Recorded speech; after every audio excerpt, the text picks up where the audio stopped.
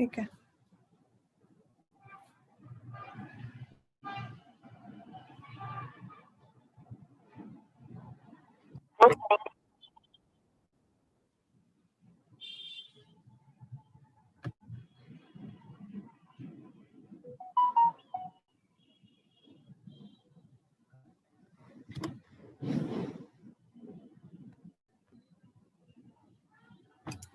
Good afternoon to all of you. This is Preeti Sagar and welcome back to Editorial Discussion. Okay. So we'll start our discussion today on all such important articles which were published in The Hindu in the last week. So first article that is about India and USA, and basically this article is talking about USA's West Asia's diplomatic policies. So here the topic of this article, that is the Biden push button to West Asia's diplomatic resets. Unprecedented interactions among the major powers are leading to a significant diplomatic churn in the region. So what is Asia's diplomatic policy of USA, and how Biden or USA under Biden administration should lead to diplomatic relations or diplomatic ties or resets with West Asia. So this article is talking about that, and along with this, what India should do and how India should reframe its role in the West Asian politics to or in the alignment with USA. So we'll discuss about that. So relevance of this article is in prelims as well as in GS paper 2, bilateral, regional, global groupings and agreements. Context of this article, that major West Asian nations, they have embarked on new diplomatic engagements with rivals that could in time overturn existing regional alignments. It means those rivals who in time or in coming times, they can be regional alignments, they can form regional alignments and possibly end whatever ongoing conflicts are there. So they have wreaked havoc in several states. So because of their ongoing issues or ongoing rivalry. So because of that, lots of issues has been emerged and their conflicts can be seen, but going forward, there might be some alignments between them. So this, so that is the context all about. So what is USA's role in this? So removing the blockades. So most dramatic interactions that had been between senior Saudi and Iranian officials. And after the meeting, which has been held on 9th April, so since then, the first diplomatic ties had been broken in January 2016. So after that, that was the first meeting in on 9th April. Okay, since the first diplomatic ties had been broken in January 2016. So there had been other interactions as well with technical committees that had been set up to look at specific topics. And against early this year, following the removal of diplomatic and economic blockades on Qatar that was imposed by Saudi Arabia, United Arab Emirates, Bahrain, and Egypt, Doha, they have made to mend ties with both Saudi Arabia and Egypt, and in tandem with similar initiatives of its doctrinal and political ally, that was Turkey. Okay, so they have mend ties with Saudi Arabia and Egypt, and similar initiatives had also been taken place in the form of doctrinal and political allies with Turkey. So on 5th of May, so on 9th April, the meeting has been held, and on 5th of May, Turkey and Egypt, they had their first political diplomatic meeting in Cairo. And after that, they broken diplomatic ties in 2013 itself. So after that, what happened? Egyptian President Mohamed Morsi was overthrown in a military coup. So two countries on the opposite side on almost all the regional issues, they are now exploring how to address their differences. So this is the example of previously whatever has been happened in West Asia. First, there had been some issues, then they tried to resolve these issues. So in the context of today's problem, today's issues between West Asia, okay, in the West Asia, so how USA need to reset their diplomatic ties with West Asia, okay. So challenges to Biden administration in this situation. So driving force behind these unprecedented engagements that is evident of the Biden administration at the helm of politics in USA. Within his first 100 days in the office, he has signaled a fresh US approach to West Asian affairs. And he has taken tough line on Saudi Arabia, indicating a closer scrutiny of its human rights record and strong opposition to the war in Yemen. Egypt too has concerns on human rights issues and seeking regional support of its differences with Ethiopia. It now seems in US could re-enter the nuclear agreement, but Iran has concerns about limitations to be imposed on its regional role. Turkey could also experience fresh winds from Washington. And Turkey President Recep Tayyip Erdogan has built close ties with Russia, while it is threatening US allies in Syria, Kurds, and military forces. So here, USA President is expected to be less accommodative. His recent recognition of Armenian genocide is already a fresh rebuke. So besides concern in West Asian capitals about a new US approach to each of them, broader message from Washington is that USA is now likely to be less engaged with the region's quarrels. Obviously, these are their regional fightings, regional problems, regional issues. So why USA will intervene into that, or why USA will take interest into that? So Mr. Biden, he seems to be reiterated earlier message from his predecessors like Barack Obama and Donald Trump that regional states should be responsible to their regional scrutiny. And these signals of these US policies, they have occurred even as the novel coronavirus pandemic is devastating West Asia. So despite of these issues, the West Asia is facing devastating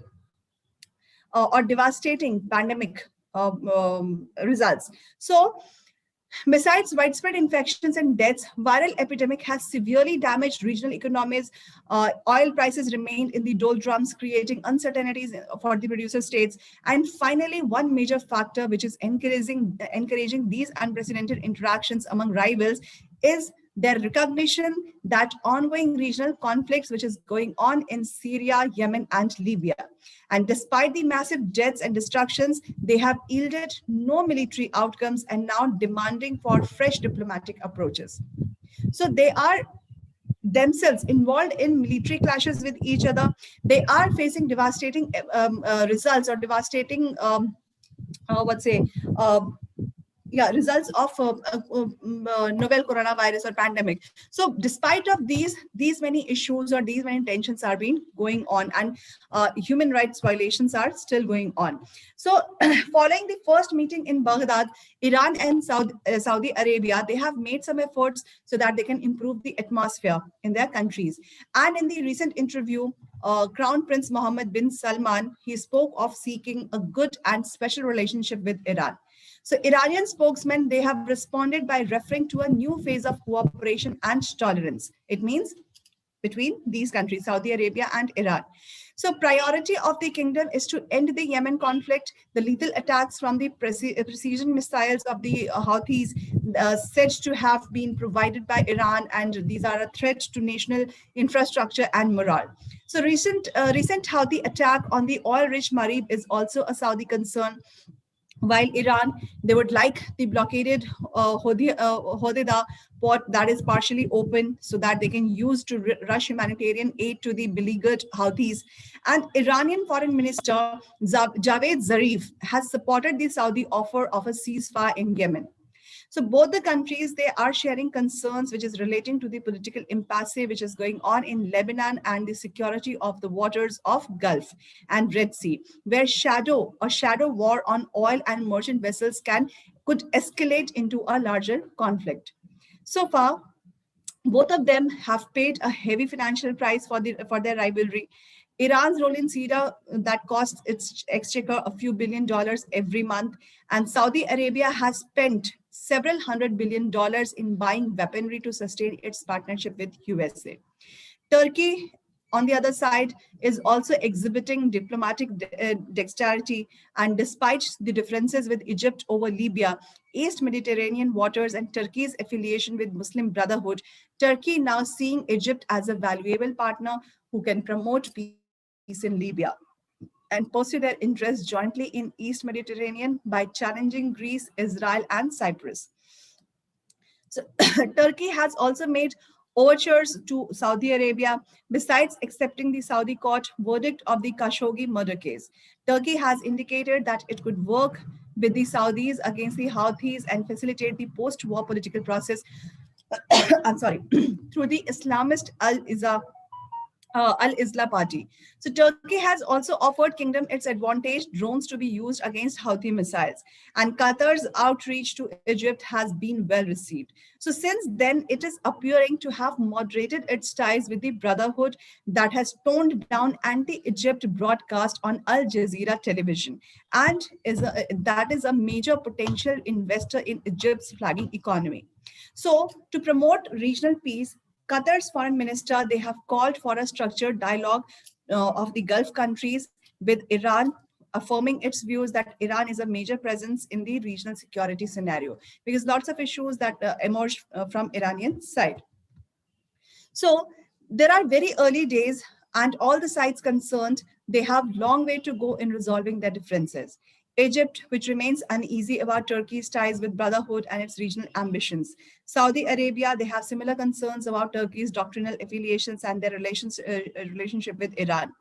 So there are difficulties in reshaping Saudi-Iran relations as well. At the other side, Iran may ease the pressure on the kingdom in Yemen, and gradually it can yield ground in Iraq, and later has already conveyed its desire to be free from all such external influences. So here, South Syria, it can test its diplomatic skills as they can explore how to accommodate their competing strategic interest in that devastated country. Still, that is truly a historic period of West Asian diplomacy. So, major states are displaying an unprecedented self confidence in pursuing initiatives without the heavy hand of Western powers that have dominated regional affairs for at least a couple of centuries. And in the pursuit of their own interest, they have nurtured deep animosities between many of them. So this has left pervasive sense of insecurity across West Asia, and that made countries dependent on Western alliance to ensure their interest. So among themselves, they keep on fighting, they keep on clashing on various issues, and especially on political front. So here, these countries individually, they have become dependent on USA for weaponry, for various what's it, trading relations. Okay. So here, what should be the role of India in this? So today, states in West Asia that appears poised to negotiate their strategic interest without outside intrusion. And given that regional contentions are interconnected, third-party facilitators will be needed to promote mutual confidence and prepare the ground for a comprehensive regional security arrangement that will bring together regional and external states with the stake of West Asia security. This arrangement will have provisions for participating states to uphold regional peace, and they can promote mutually beneficial cooperation in energy, economic, and logistical connectivity areas. So given its close ties with all the regional states, India is well placed to build an association of like-minded states like Japan, Russia, South Korea, so that they can shape and pursue such initiative for West Asia peace. So they can intervene into it. And intervention, it should be like on the persuasive side, okay? So that they can initiate peace among all such countries. So here it is important to understand, here India can take help of like-minded countries, okay, like Japan, Russia, and South Korea. Okay, so that is all about this article. Now, next is about prioritizing the right to life, a monthly cash transfer. Just a moment. Yeah, a monthly cash transfer to informal workers will provide them relief and also revive the economy. So this is relevant for Indian economy basically, and issues relating to planning. And basically this is talking about cash transfer should be given to informal workers so that we can improve or we can revive the economy. So this is the time of pandemic. Here we have seen last year when pandemic started, people or migrant workers, they have to migrate from urban to rural India. Although they got some job under or they got some employment under Manrega, that was very few, but still they got. But if we talk about this year, so this year everything is uncertain. Okay, national lockdown has not been imposed, regional lockdowns had been imposed. In that situation, what is happening? And migrant workers who are working or who have migrated to Delhi or big cities and towns, now they have to come back to their home. Okay, they have to come back to their rural houses. So here, in that situation, to revive economy, because they are part of economy, although they are part of informal sector, but still, so to revive economy, to lower down hunger and poverty ratio, what is this article is suggesting? This article is suggesting, on the name of welfare measures, what we should do, we should give direct cash transfers to these people. So context is that majority of India's working population, which is today reeling from impact of multiple crises like health emergency, which is more ferocious than any in the independent India. It means till now, since independence, we haven't seen this kind of pandemic. In fact, before independence, many pandemics had been seen, but after independence, we haven't seen pandemic like this. Massive job losses has occurred. Dramatic declines in incomes from work had occurred. Significantly increased mass hunger and worsening nutrition we are facing. So in that situation, what this article is talking about, that right to life need to be prioritized. Okay, so Supreme Court on 13th May has directed the center and state governments of Punjab, Haryana and Uttar Pradesh to provide free rations without insisting on ID proofs to all the migrant workers, and to run kitchens providing free meals twice a day. So that has been intervened by Supreme Court, and direction has been given to center as well as state governments, and especially to Punjab, Haryana and UP, that these migrant workers, they should not imbibe upon providing IDs to give them free ration. So so that need to be made free of cost and without insisting on ID proofs. So verdict was so that they can have meal twice a day. So verdict was significant, as this was the first time since national lockdown last March that the apex court acknowledged a hunger crisis in the country, that it needed urgent state action. But it fell short of being path-breaking for three reasons. Why? What are those? It did not extend the facility to the country as a whole. It did not extend the facility to cover cash payments by the states besides meal and rations. And it made the facility a state large rather than a right. Okay, so here, what are the three reasons why it is called a path breaking and it is falling short? Because facility has not been provided in the on the pan India level. Okay, this has been directed to states of Punjab, Haryana and Uttar Pradesh, but it has not been made pan India level. Then second is cash payment has not been covered along with food, meals and rations. Third is that this facility has imposed on states. It has not been portrayed, or it has not been presented as a right. Okay, but it has been imposed on these states. So when imposition would be there, then there are chances that these people are not, or states would not follow it mandatorily. So had it recognized a universal right of livelihood as the basis of its verdict, deriving from the right to life, all three lacunas would have been overcome. Most brazen violation of right of life by the state at present is its vaccine policy. So vaccine equity we have discussed about. So here vaccine policy is also discriminating.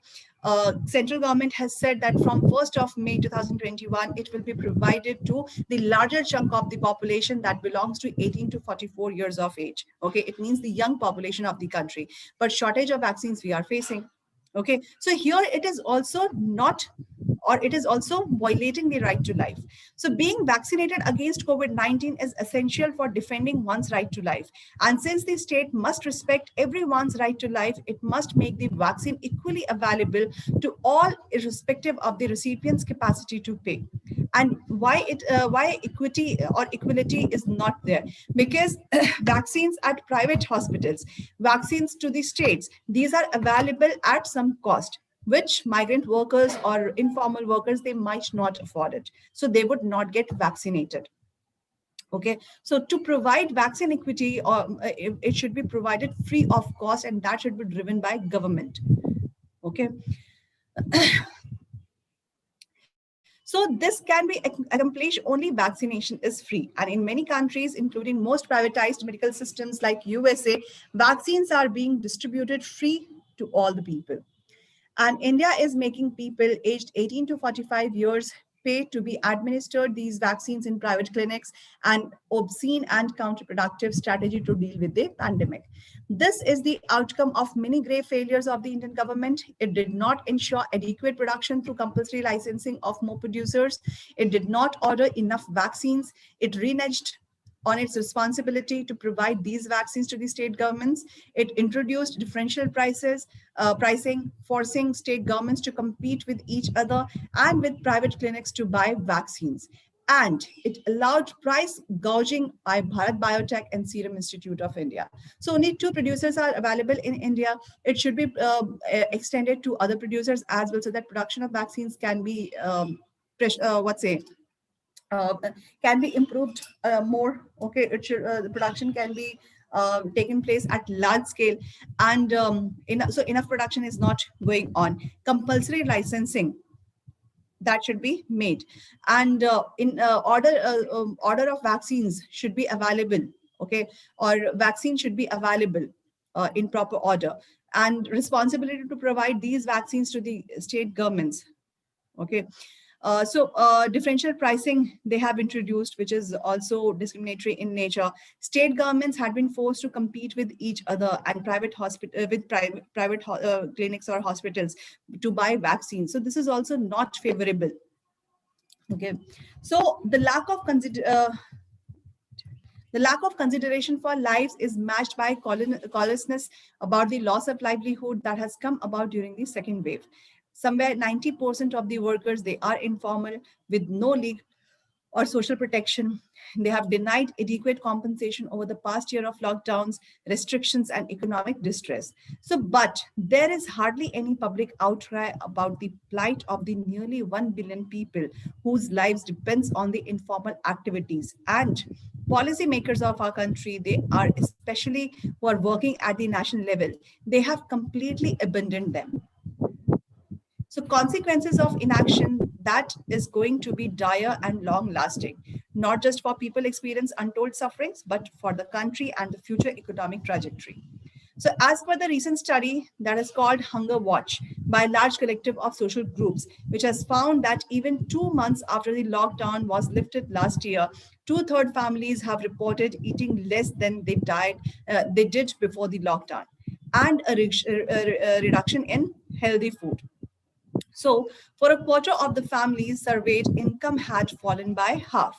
It has also found that hunger was higher in urban India as compared to rural India. So, recent knee jerk lockdowns will stifle the attempts for revival.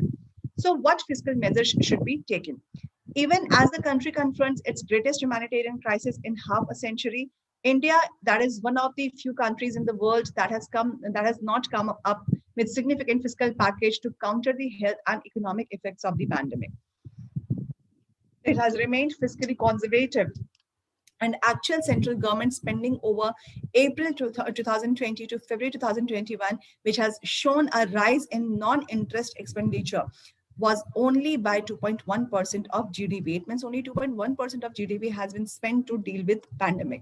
So that has explained why India's economy has been performing so poorly as compared to other countries that were more battered by the first wave of the pandemic, since most of them had significantly larger fiscal packages that were also directed towards providing income support to the people. So they have spent on people basically. So finance minister of our country has spoken of government spending on backlog of infrastructure projects as the means for a recovery. It means she has talking about that backlog of infrastructure projects or government spending on those backlog of infrastructure projects, that is the mean for economic recovery. It means that will be pumped in and economic recovery can be seen. So if instead she replied on cash transfers to the millions of laboring poor, it would have shielded them from slipping deeper into hunger and joblessness, and also spurred growth, because all of this would be spent for simple domestically produced goods. Okay, so if cash transfers would be given to them, that will be favorable for them. If as because of joblessness, what they are doing, they are going deeper into hunger, they are going deeper into joblessness. So it will spur growth if cash would be given to them. So because all of this would be spent for simple domestically produced goods. So therefore, multiply effects of this public expenditure would have been much higher than if spent on infrastructure projects.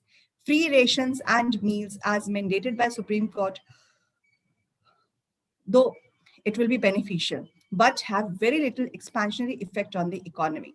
Since the bulk of commodities have required come from decumulation of existing stocks of food grains, thus both the need to provide relief and imperative to revive the economy demand that a monthly cash transfer of about 7,000 rupees per family, which is a rough equivalent of minimum wages, should be made to the people, over and above the provision of free meals and rations.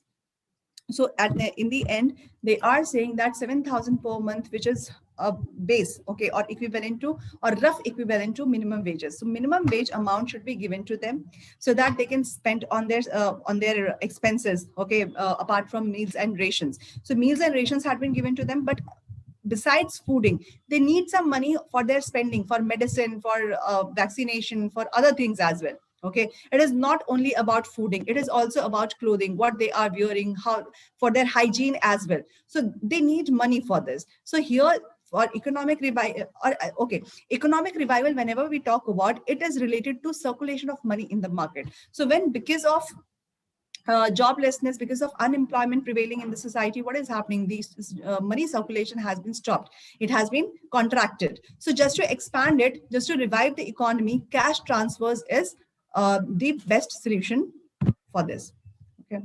So range of immediate measures. So what the states need to do urgently, that is to take a range of measures that can prioritize the right to life, which also remains the survey was a way of surest way of initiating a short and equitable economic recovery today. And among them are enabling expanded production and central procurement of COVID-19 vaccines and distribution to states for free immunization to all, universal access to food grains of 5 kg per month to all those who require it to for the next 6 months. Then cash transfer of rupees 7,000 per household for at least 3 months to those without regular formal employment. Increase resources to the integrated child development services to enable revival and expansion to their programs. Make Manrega purely demand driven, with no ceilings on the number of days or the number of beneficiaries per household, and covering urban India with a parallel scheme that would also cater to the educated unemployed. So all these measures need to be taken. Okay, these are immediate measures that need to be taken by the government. So where it would be asked are the resources. In any economy with sustainable, substantial unemployment, unutilized capacity, and unused food grain stocks, which is about 80 million tons presently, resource mobilization does not require curtailing anyone else's consumption. So even enlarging fiscal deficit would cause no harm, except that it would gratuitously widen wealth inequalities and frighten globally mobile financial capital. So to prevent both, the simple measure would be to introduce wealth taxation through large profit taxation will also suffice. Those measures together would not cost more than an additional 3.5% of GDP, of which about 1% would flow back as extra tax revenue to central and state governments, and requiring 2.5% of GDP as fresh additional tax revenue. So 1.5% wealth tax levied on only the top 1% of the households will be adequate to raise this amount. These figures are only illustrative, but when US President Joe Biden and US Secretary of the Treasury Janet Yellen are considering more radical measures, India should not shy away from measures that give substance and meaning to the term right to life and pledges to equality and fraternity in the Constitution. So for the favor of the country, for the will of the country, what they need to do, they need to come up with taxation measures, they need to come up with fiscal measures, okay, and immediate measures for the people, for the needy. So that is all about this article. Now, next article is about walk the talk on TRIPS waiver.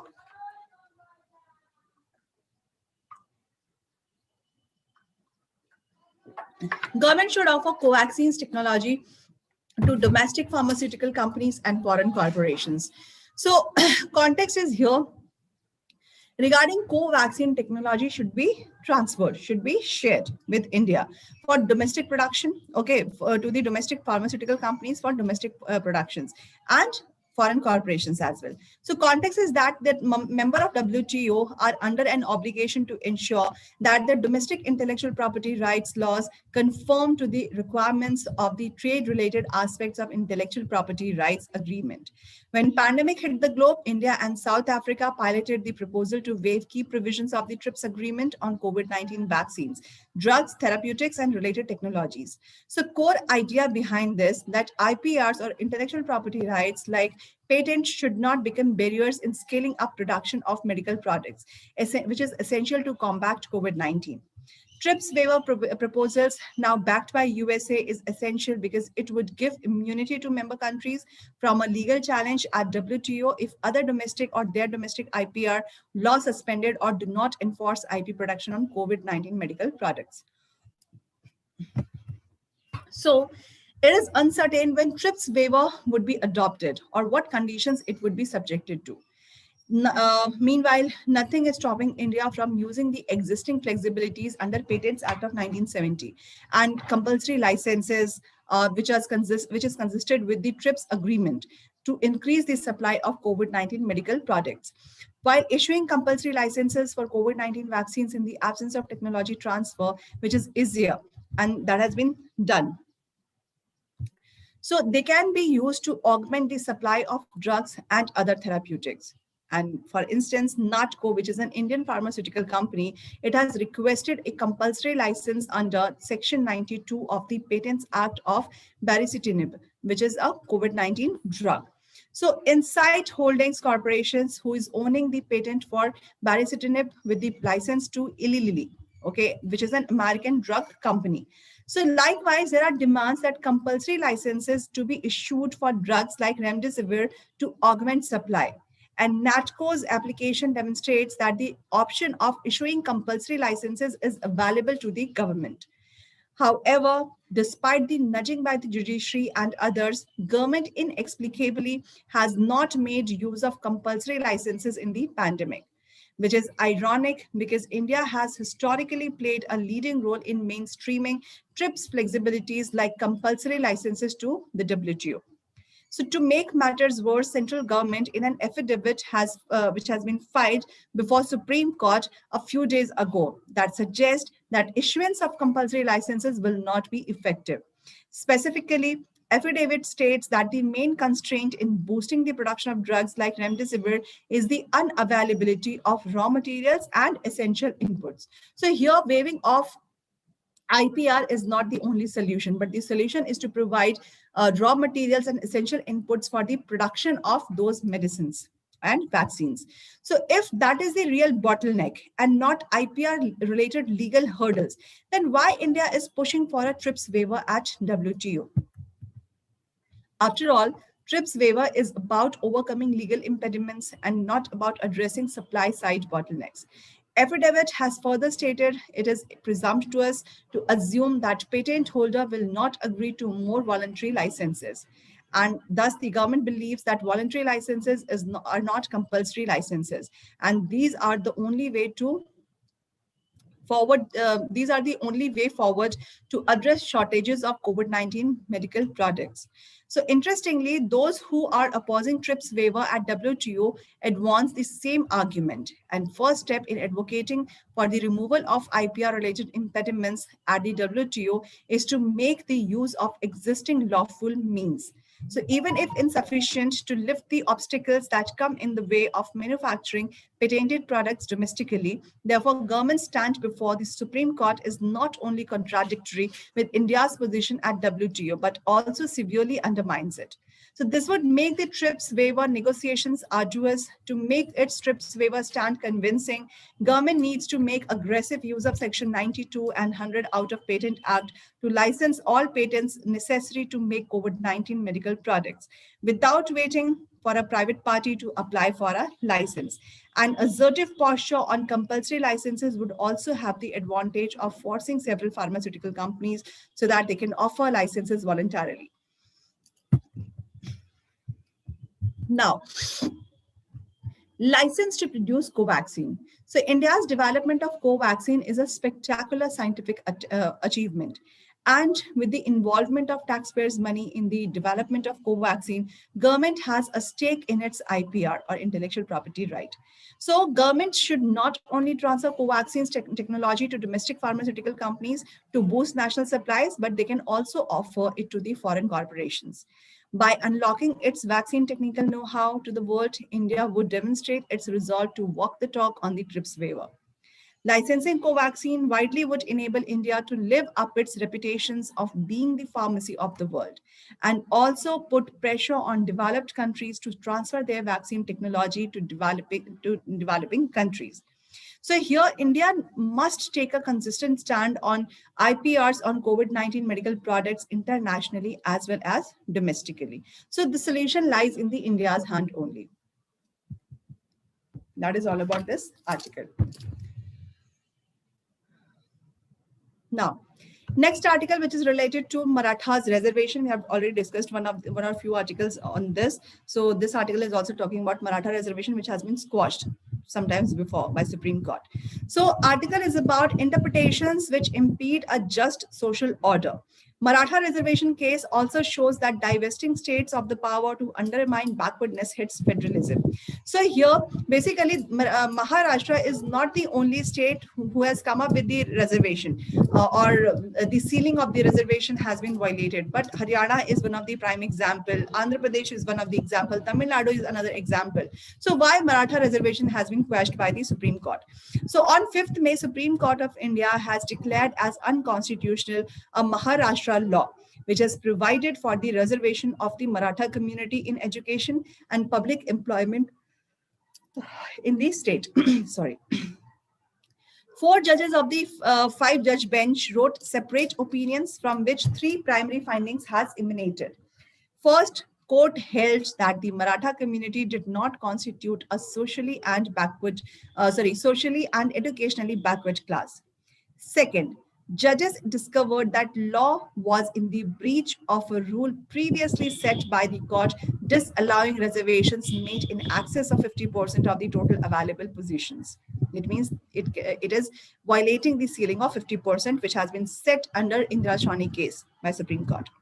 Third, on this finding, 2 judges of the bench dissented. The court held that state governments had no independent power to declare a group as a backward class. The later 2 findings run sharply athwart values of equality and federalism, which the court has long regarded in rhetoric, if nothing else, as integral to India's democracy. So here it is saying that it is hitting or it is against the federalism. So idea that reservations ought to be restricted to 50% does not stem from the Constitution. It means it is not given in the Constitution. Text of Article 16 clause 4 and 15 clause 4 that confer power on the government to make reservations which contains no such limitations. It means the restriction to 50%, it is not existed in the Constitution. It was not written in the Constitution. But text of Article 16 clause 4 and Article 15 clause 4 that is conferring power to the government to make reservation which contains no such limitation. These limitations had not been imposed on the state governments. So originally, these clauses were seen as by the Supreme Court as exceptions to a broad rule of formal equality that was thought to be envisioned by the Constitution. And to that end, court had held that to allow reservation in excess of 50% would lead to an exception overriding a rule. But a 7-judge bench in the state of Kerala versus N.M. Thomas in 1975 had led this theory to the rest. So here court held that program of reservation was inherent in the Constitution's basic guarantee of equal treatment, and that affirmative action by the state was compelled by an objective of attaining substantive equality. So with this, the rule requiring that reservations must stay under 50% ought to have been deemed incongruous. And when court sat as a 9-judge bench in Indira Sawhney versus Union of India 1992 case, it sustained a paradox. So majority of bench ruled on the one hand that N.M. Thomas was correct in seeing reservations as embedded in the constitutional vision of substantive equality. And on the other hand, that reservation made in excess of 50%, which is barring exceptional circumstances, was harmful to that very vision. So as the lawyer Gautam Bhatia has pointed out, this is an incompatible position. And yet efforts to have the verdict in Indira Sawhney considered or reconsidered have failed. The upshot, that is a mathematical formula with no basis in the constitution's text, is retained, even as the court plays symbolic obeisance to the ideals of substantive equality. So these limitations are made worse by the court's present ruling on the power of state governments to declare group as backward. Until now, central government and each of the state governments have produced separate lists which declares communities as socially and educationally backward. So here central and state governments, they have produced separate lists. So following the Supreme Court's judgment in Indira Sawhney, determination of backward classes that had been made by the National Commission for the Backward Classes at the level of the center and by regional commissions at the level of the state governments. So National Commission for Backward Classes had to be set up at central level and regional commissions and at the state governments. So as a result, backward communities that were kept out of the central list.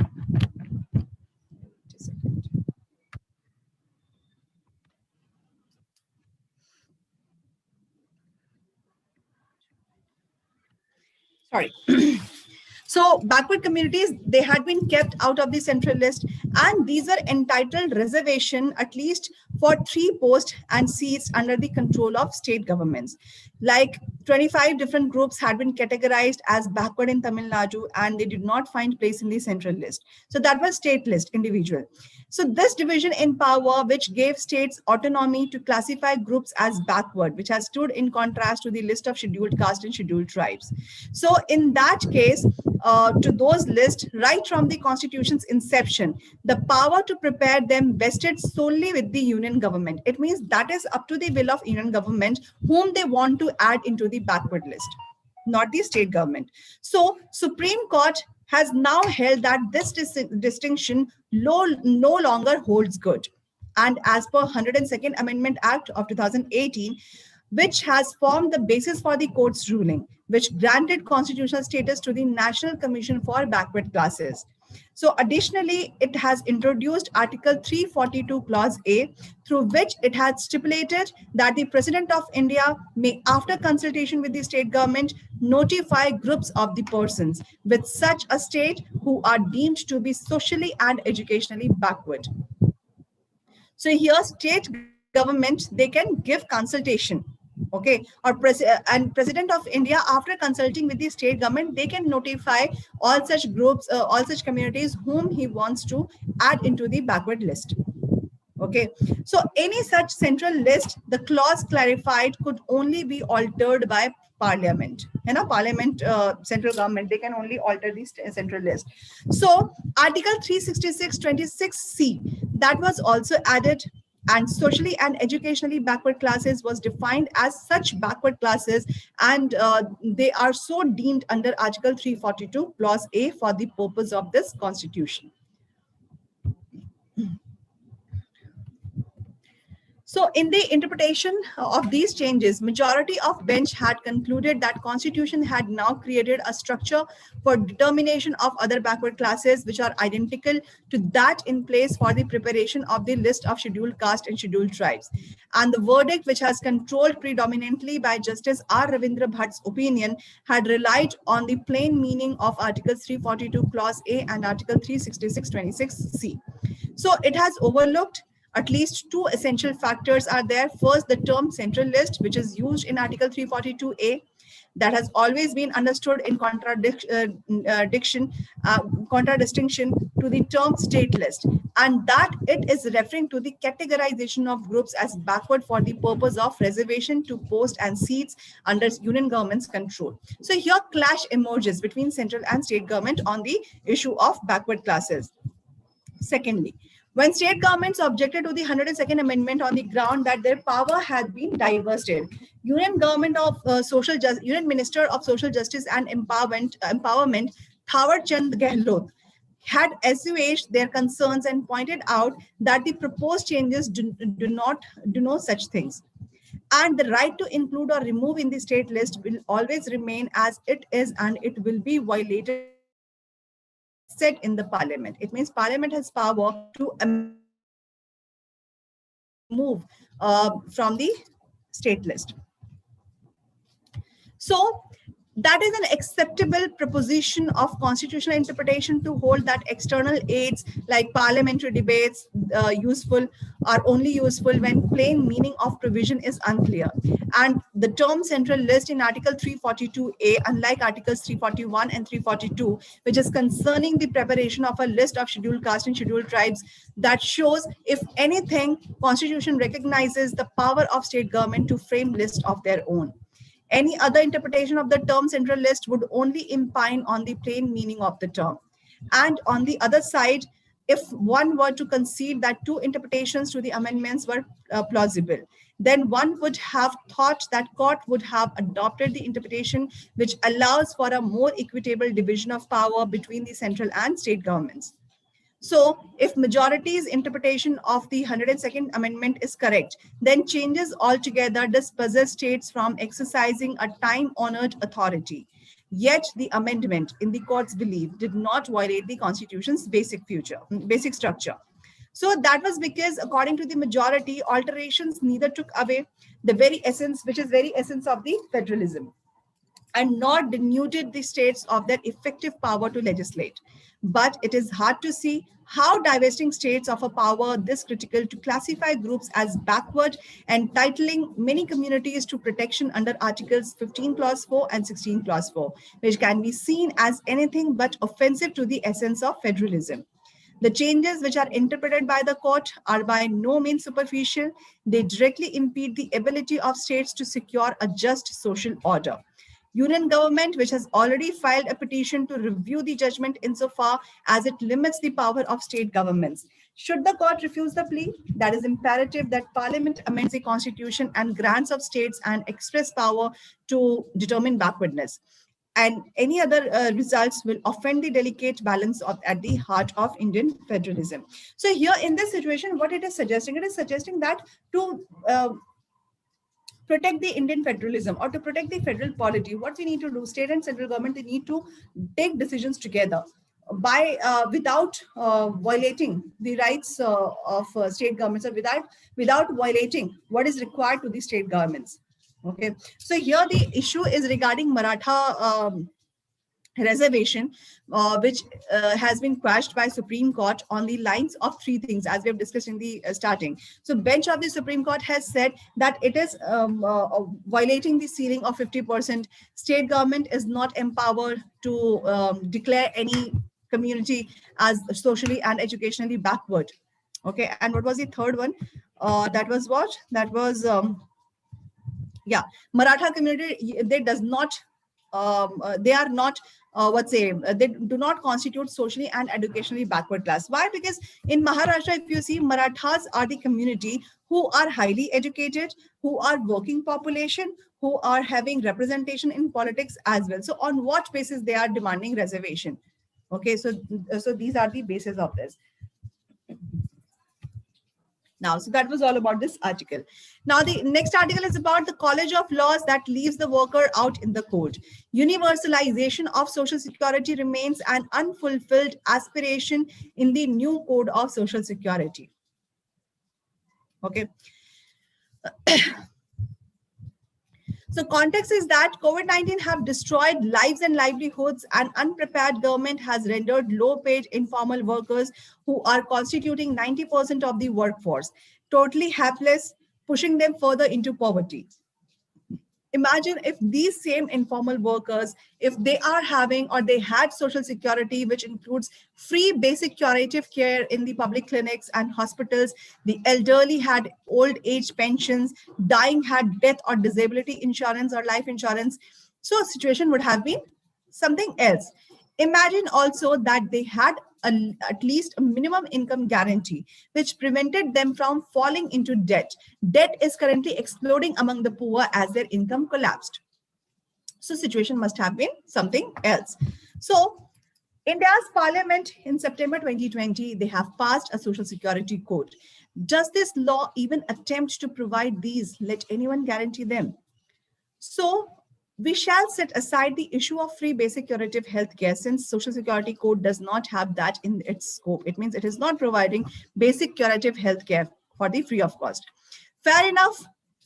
Government of India has ensured that at least in a year of a nationwide pandemic, health budget of financial year 2021-22 is higher than the pathetic just over 1% of GDP that it has been for decades, making all the past central and state governments complicit. Leaving out the allocation which has been made for COVID-19 vaccines, still mostly are unused. Then financial year 2022 health budget is actually lower. Social Security Code 2020, which has merged existing social security laws and attempts to include informal workers within the ambit of social security administration. So an examination of the code which reveals that universalization of social security remains an unfulfilled aspiration. Social Security Code 2020 amalgamated and rationalized the provisions of 8 existing central labor laws. And of these acts, Employees Provident Fund, Employees State Insurance, and Maternity Benefit or Gratuity. These are entirely for organized sector workers, which has been provided to organized sector workers. So this has remained so even in the new schemes of things. For employee state insurance, the existing employee threshold has been withdrawn, and now the central government can extend ESI benefits to any organization irrespective to the number of workers employed therein. However, there are areas of ambiguity and overlapping too. So the code, which is going to provide universal security code to the 91% in the informal sector. So is that code workable? So it proposes that both the central and state governments will formulate schemes for unorganized workers. A legal framework as proposed in the code and rules, which implied that basic onus lies on the informal workers, which is registering as beneficiaries. So registration is a prerequisite for universal coverage. To avail Social Security, an informal worker must register herself on the specified online portal that had to be developed by the central government. Similar provisions are already there in the existing social security schemes, which is running by state governments under Unorganized Workers Social Security Act of 2008. Still, a large number of informal workers, they are outside the ambit of any social security, even after 13 years of its existence. Absence of definitive and ambiguous provisions in the present code would further complicate achievement of universal registration.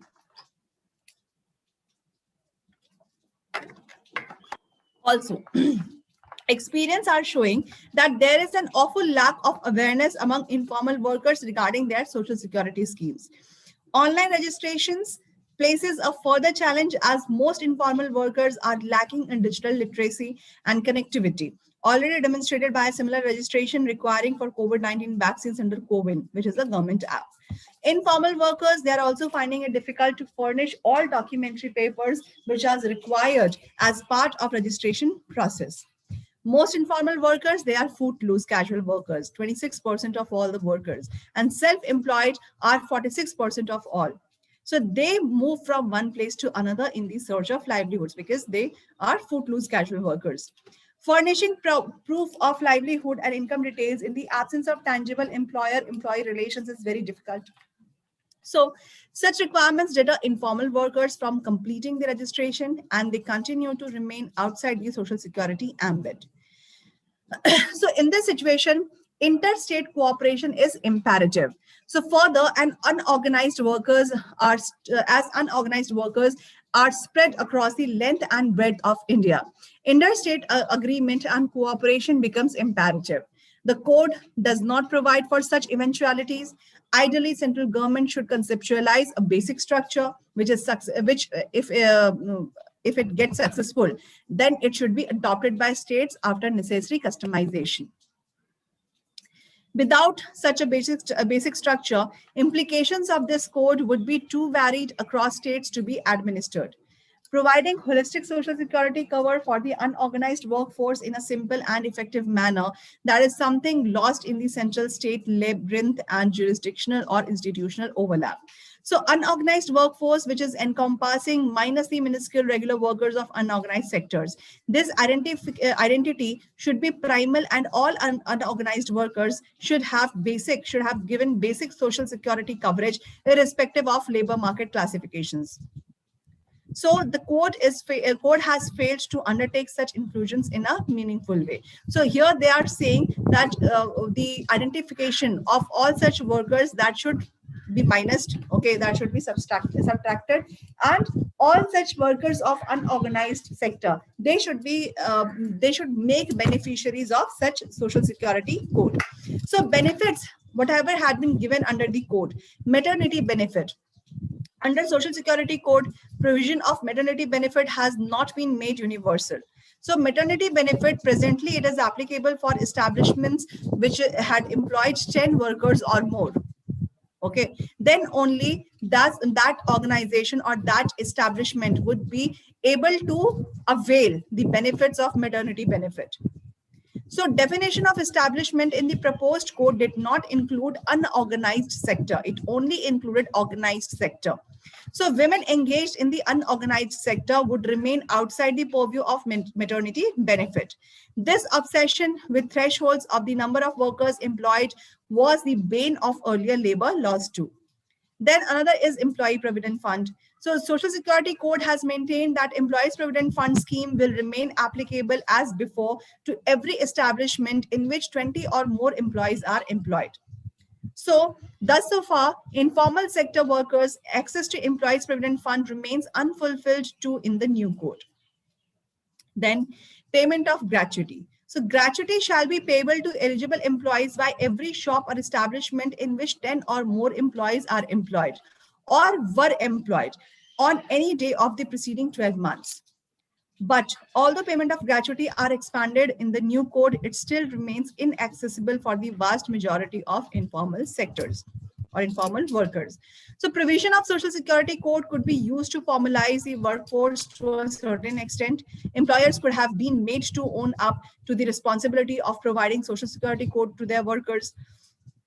State has responsibility, but primary responsibility still lies with the employers, since they are taking advantage of workers' productivity.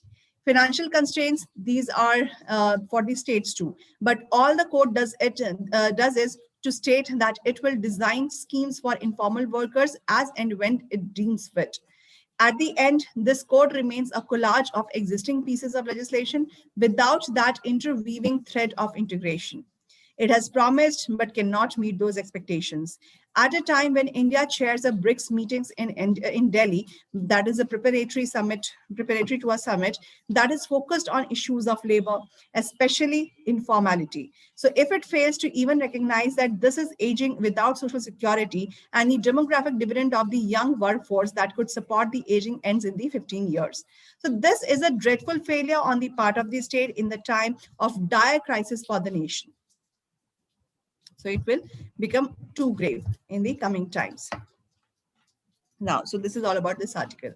Next article, that is about flashing lights. As inflation threatens economy's consumptive capacity, cash transfer can boost demand. So we have already discussed one article regarding cash transfers. It has said to revive economy, cash transfer should be given to the workers. So this article is also talking about that when inflation has started threatening economy's consumptive capacity. So because of lack of money circulation, inflation has increased. So in that situation, demand can be boosted with the cash transfers and economic recovery can also be seen.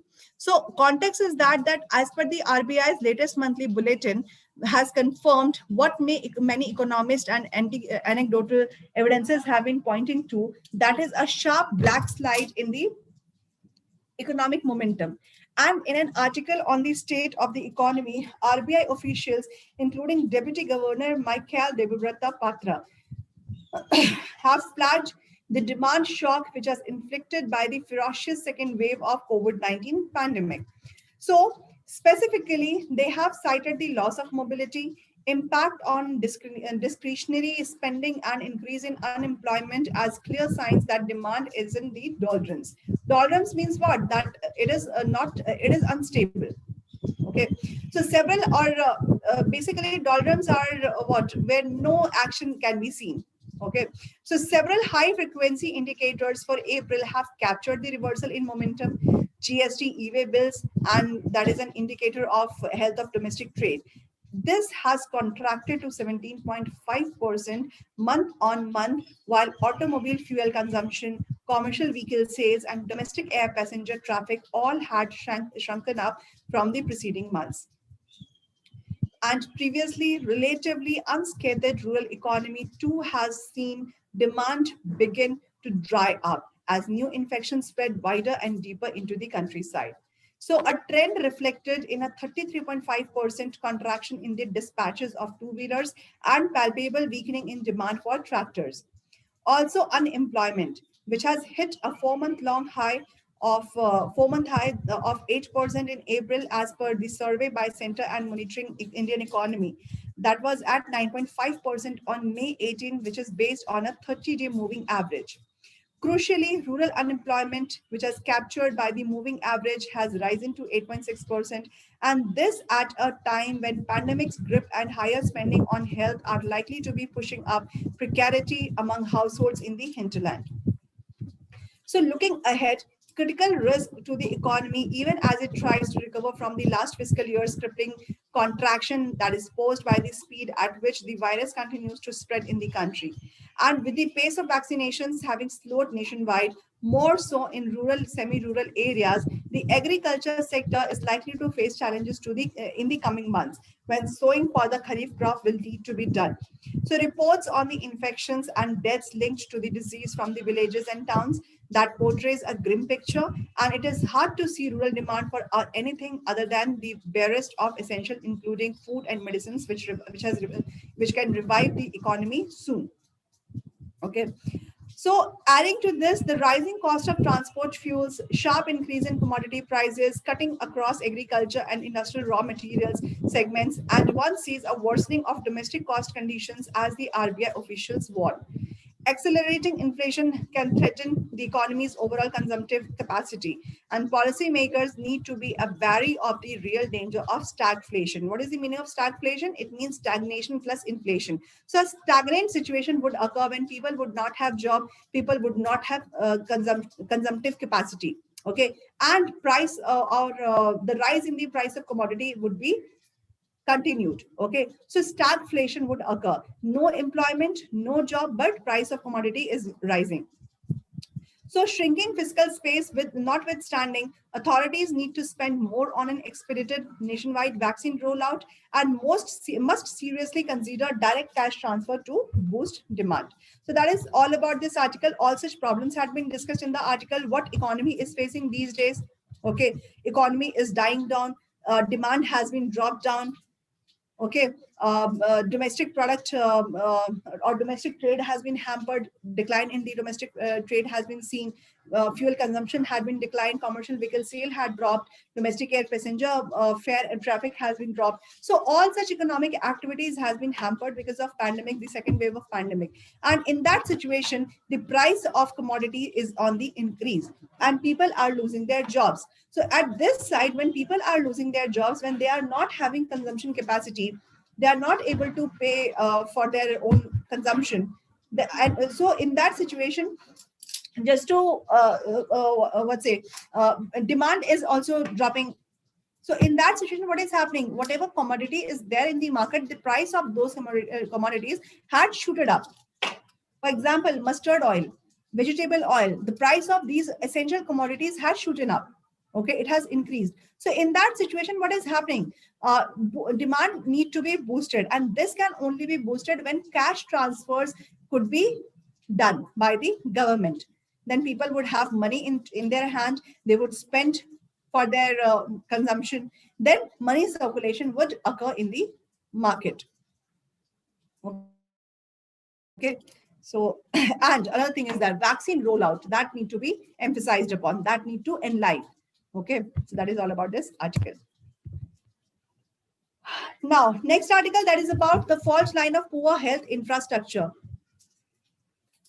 As and when India emerges on the other side of pandemic, bolstering public care system has to be top priority. So here this article is related to COVID-19 and poor health infrastructure, because of which many people are dying because of COVID-19. Vaccine rollout is not in line. Because of that, also people's health is being hampering. Many youngs has been died. Many youngs are dying every day. People are not getting hospital beds. People are not getting facilities of oxygen, ventilators. So these are signs of poor health infrastructure. So as and when India emerges on the other side of the pandemic, bolstering public healthcare has to be the top priority.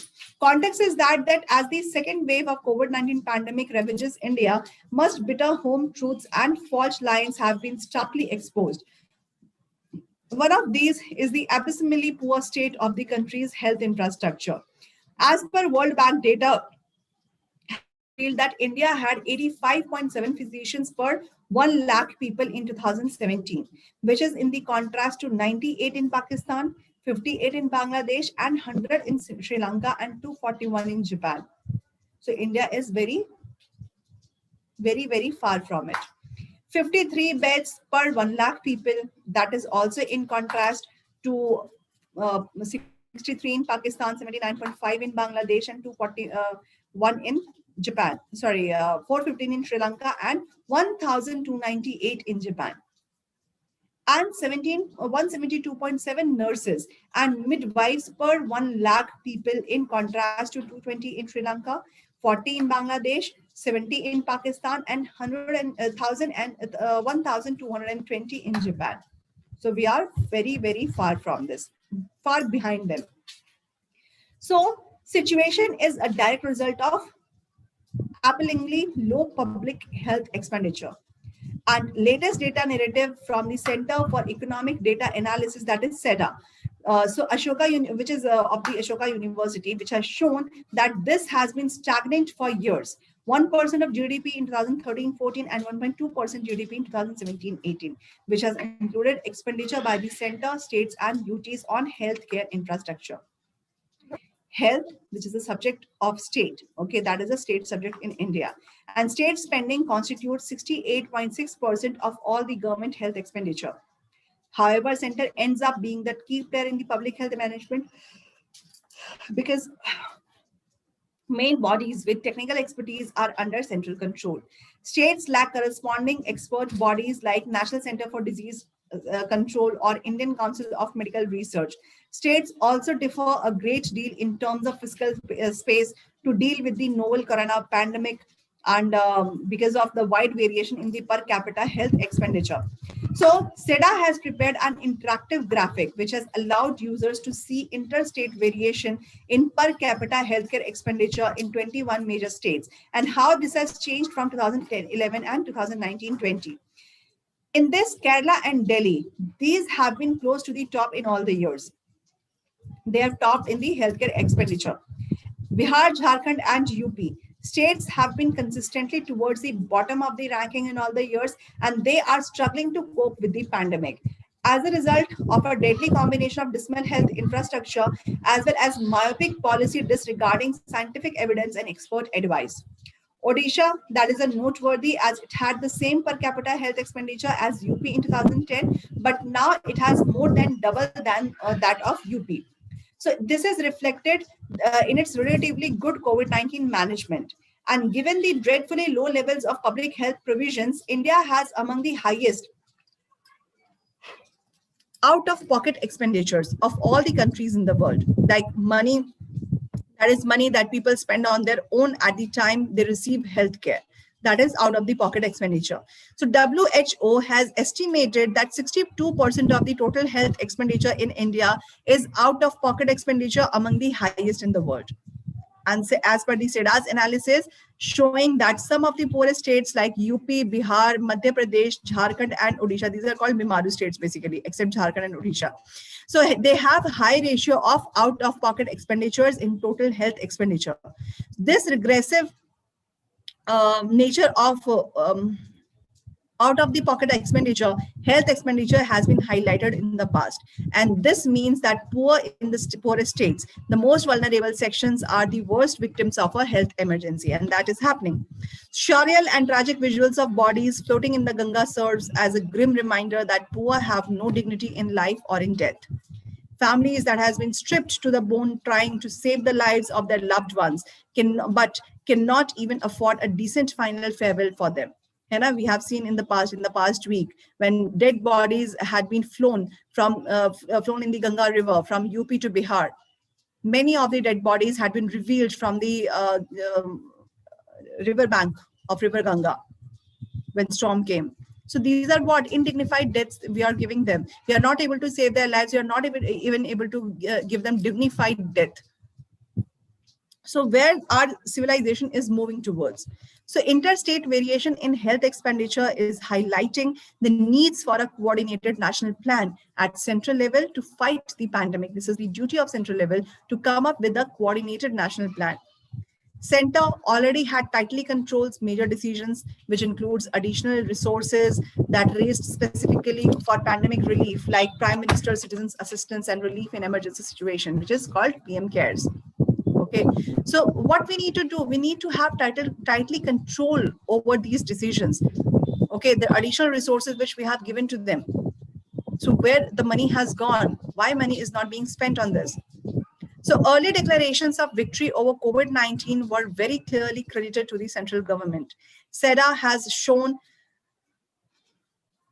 that first round of vaccinations, where vaccines were procured by the center and distributed to the states, was marked by considerable interstate variation. That was neither explained by the caseload nor by the state of eligible 45 plus population. So now the disease is ravaging the country and the need for a coordinated strategy on essential supplies of oxygen and vaccines are acute. Central government has shifted most of the responsibilities onto the states, which includes procuring vaccines from the international markets. That is inefficient. Center can bargain for the good price from vaccine manufacturers, and its capacity as a single large buyer, like European Union did for its member states, and benefits from the economies of scale in transportation of vaccines into the country. So India can also do this, but it has left everything on the states. So once vaccine arrive in India, these could be distributed across states equitably in the needs-based and transparent manner. Another benefit of central coordination is that distribution of constrained resources like medical supplies, financial resources, that can internalize the existing disparities in health infrastructure across states. So a decentralized management, on the other hand, exacerbates the existing inequalities, as better off states can outcompete others in procuring resources. That is evident in the vaccine procurement, with various states who are floating separate global tenders. So in April 2020, SEDA had come out with a policy brief where, among other measures, it recommended that the creation of a pandemic preparedness unit by the central government, which would streamline disease surveillance and reporting systems, which will coordinate public health management and policy response across all levels of government. It will formulate policies to mitigate economic and social cost, and it will communicate effectively about the health crisis. Okay, so these are the policies which SEDA had came up. Okay, that is pandemic preparedness unit. So central government, they had to streamline disease surveillance and reporting systems. So they had to surveillance, they had to do surveillance, and reporting system had to be streamlined. Then coordinated public health management and policy response across all the levels of the government. It means central, state, and local government. Then formulation of policies so that they can mitigate economic and social cost, and communicate effectively about the health crisis. It means communication need to be proper with the people. But we had not foreseen the ferocity of the second wave, but knowingly how deadly this is, our suggestion acquires even greater urgency. Indians were already one illness away from falling into poverty. Families devastated by the loss of lives and livelihoods as a result of this pandemic will feel the distress of decades to come. Central government needs to deploy all available resources to support the health and livelihood expenses of COVID-19 ravaged families immediately. as and when we emerge on the other side of the pandemic, bolstering public healthcare systems has to be the topmost priority for all the governments like center as well as states. Okay, so that is all about this article. I hope it is clear. So here the policy making has many issues in the government. When central, let's say private body SEDA has given their suggestion, it has not been propounded, it has not been followed by the central government, and many devastating effects had been seen in the country. You know, we have facing rather.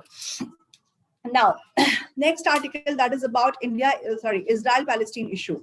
So balancing act. So here in the Israel-Palestine issue, what India should do. So that is what has been the title of this article is balancing act. India should oppose indiscriminate attacks on Israel and disproportionate bombing on Gaza. Okay, so context is that at the open UN Security Council session on Sunday on Gaza conflict, India, who is a non-permanent member, had attempted a delicate balancing act by reaffirming its traditional support for the Palestine cause without abandoning its new friend Israel.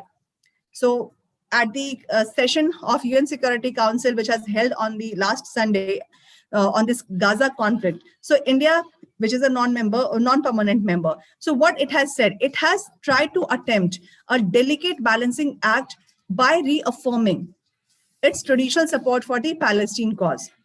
Okay, and this has been done without abandoning its new friend Israel. It means Israel should also not feel bad, but it has supported the cause of Palestine.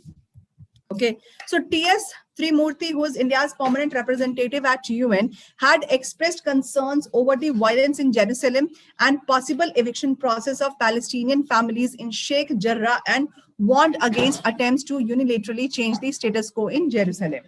He had also reiterated India's strong support for the just Palestinian cause and his unwavering commitment to the two-state solutions.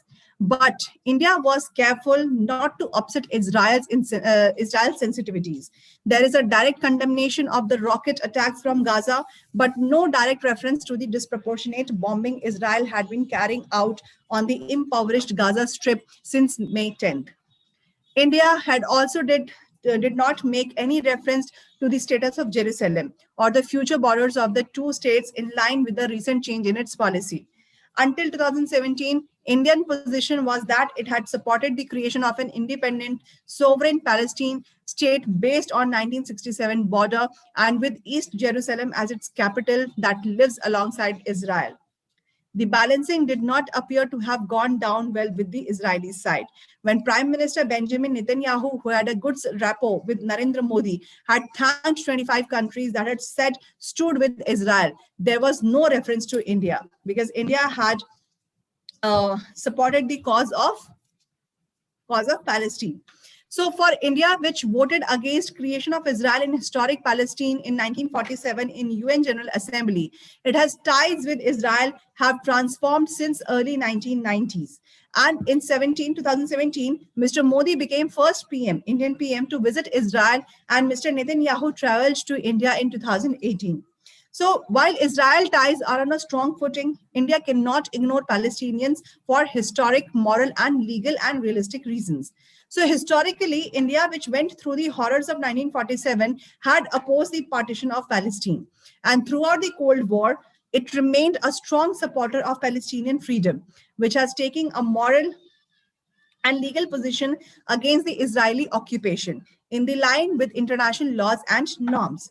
So it established full diplomatic relations with Israel in 1992 in the context of improving Israel-Palestinian ties after Madrid conference and changes in the global order, which is following the disintegration of Soviet Union, but never abandoned Palestinians. So India's Palestine policy had realist underpinnings too. India had been energy dependent on the Arab world, and it cannot alienate Arab voices or to be isolated in the General Assembly, where most member countries are opposing the occupation. So these factors should have driven India to take a more emphatic position against both the indiscriminate rocket attacks into Israel, in which 12 people were killed, and the disproportionate bombing of Gaza, which has claimed at least 230 lives, including over 60 children. Okay, so in that situation, India needs to take a balanced approach towards Israel and Palestine issue. So we have discussed that India and Palestine had a historical tie. India had supported the cause of Palestine. India was against the partition of Palestine. Okay, basically, what is the issue of Israel and Palestine? Basically, that was a one territory. So after during 1946 or 47, the Israel-Palestine partition had taken place. So India had already faced the pain of partition. So it was against the partition of Israel and Palestine. It has supported the cause of Palestine. So Palestine, which is a Muslim country, Islam country, and Israel is having really all such religion where Jews, Islam, or Christians, they all live together. Okay, so some tolerant religious policy Israel is following. So Palestine, basically, it was having very larger chunk of area, and it all after that partition, what happened? Palestine always tried to attack or always attacked Israel. So on the in the to give answer to those attacks done by Palestine, Israel also counter-attacked. Okay, so that is the and this time as well, Hamas, Hamas, that is a terrorist organization, you can say. So they again they attacked on Israel's capital, the political capital, Tel Aviv. So from there they have started, and why it got started, because there was a rumor that Israel is going to expel all such Jews, expel all such Palestinians who are living in Jerusalem. Okay, Jerusalem, basically, it is a bone of contention between Israel and Palestine. So that is why India has said that Palestine should make East Jerusalem as their capital. That is a bone of contention between Israel and Palestine. So Jerusalem, that is important place for Islam, that is important place for Jews, that is important place for Christianity. So this is an important place which is having all the three religions speciality or significance, basically. So that has become a bone of contention between them. So here the balancing act, it is talking about India's efforts or India's act upon Israel and Palestine issues. So India should not discriminate Palestine as well as should not discriminate Israel. So it should be neutral in that way. Okay.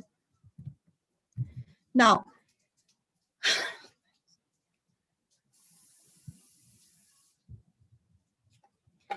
this article is about the outdated nature of bureaucracy. Public sector, private players, and civil society should all work together for public service delivery. So basically, bureaucracy is termed as a steel frame, civil services, steel frame of Indian democracy.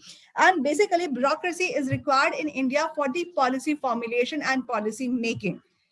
These days what we are facing, we are required a good policy formulation and implementation. So outdated nature of bureaucracy, here they have pointed out, okay, about the outdated nature of bureaucracy. So public sector, private players, and civil society, they should work together for the public service delivery. We should not rely on bureaucracy, rather we should work together. So all such different stakeholders, they had to come together and work towards public service delivery.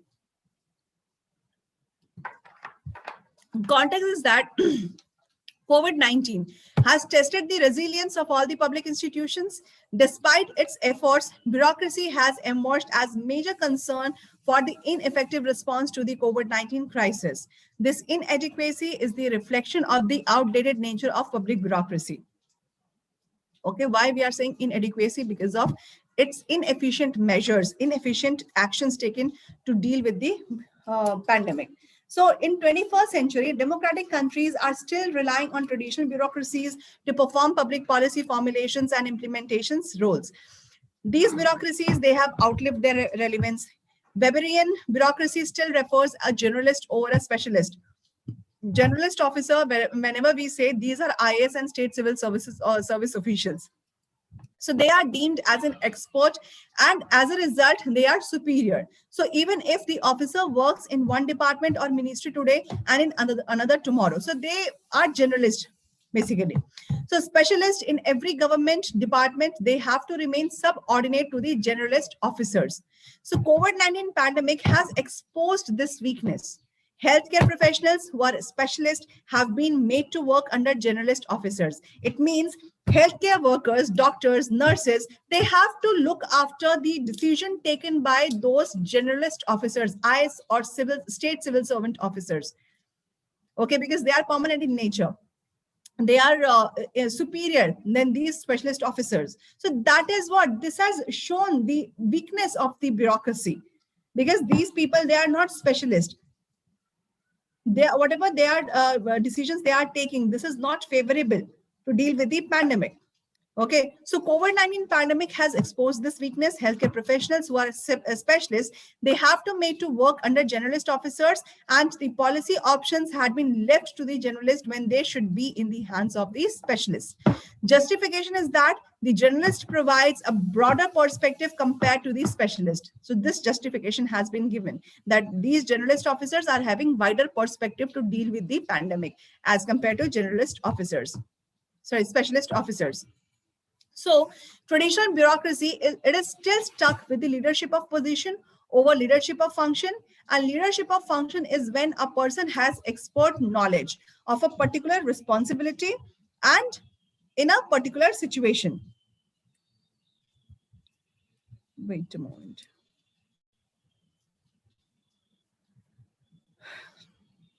Yeah. So every official over leadership of, okay, so every officials, they involved in a particular role depends on the situation, rather than relying on the on some dictation from someone who is occupying a particular position. So Weberian bureaucracy is preferring leadership based on position, and bureaucracy has become an end in itself rather than a means to an end. Okay, so rigid adherence to the rules has resulted in the rejection of innovation. It means specialist officers who can innovate in the situation, in this given situation, but they cannot do that. Okay, no innovations has been taking place. So rejection of innovation is resulted. So it is not surprising to see COVID-19 aid getting stuck in cumbersome clearance processes even during the pandemic. And the reform often suggested in India is the new public management. So this as a reform movement promotes privatization and managerial techniques of the private sector as an effective tool to seek improvements in public sector delivery and governance. But this is not a viable solution, not the least in India, where there is social inequality and regional variations in the development. So it is rendering the state as a bystander among the multiple market players, with accountability being constantly shifted, especially during the crisis. And further, COVID-19 has shown that the private sector has also failed in public service delivery. Okay, so in that situation, what need to be done? So most appropriate administrative reform is the model of new public governance. So this model of new public governance, this is inclusion of all the stakeholders. So this model is based on collaborative governance in which public sector, private private players and civil society, especially public service organizations like NGOs, they should work together for effective public service delivery. There is no domination of public bureaucracy as the sole agency in policy formulation and implementation. So these stakeholders, they themselves will frame out policies, they themselves will implement policies, and these will be favorable for the people who had been affected because of pandemic. So as part of the new public governance, network of social actors and private players would take responsibility in various aspects of governance with public bureaucracy, which is steering the ship rather than rowing it up. So during the pandemic, we can see civil society, which plays a major role in saving lives. And as the part of new public governance, this role has to be institutionalized. It needs a change in the behavior of bureaucracy. It needs flexibility in hierarchy, a relook at the generalist versus specialist debate, and an openness to reforms such as lateral entry and collaboration with a network of social actors. All major revolutions with huge implications on public service delivery have come through collaborations of public bureaucracy with so-called outsiders. Like these include Green Revolution, who has propounded M.S. Swaminathan, White Revolution by Verghese Kurian, Aadhaar-enabled services by Nandan Nilekani, and IT revolution by Sam Pitroda. So they were who? They were some specialists okay, who came and who come up with the very effective ideas, which the change has been seen by the world in India. So new public governance is the future of governance, especially public service delivery. So we need to emphasize upon the collaboration of all the stakeholders, public, private, and some NGOs, okay, civil society. Okay, they should work on the collaborative way for the effective solution of the pandemic. Okay. So these are all for the day. All such important editorials which were there in the past week I have discussed here. So this is all for the day. I hope it is clear. So thank you so much. We'll come up with the another articles in the next week discussion. So thank you so much. Have a nice day. Have a nice Sunday. Bye-bye.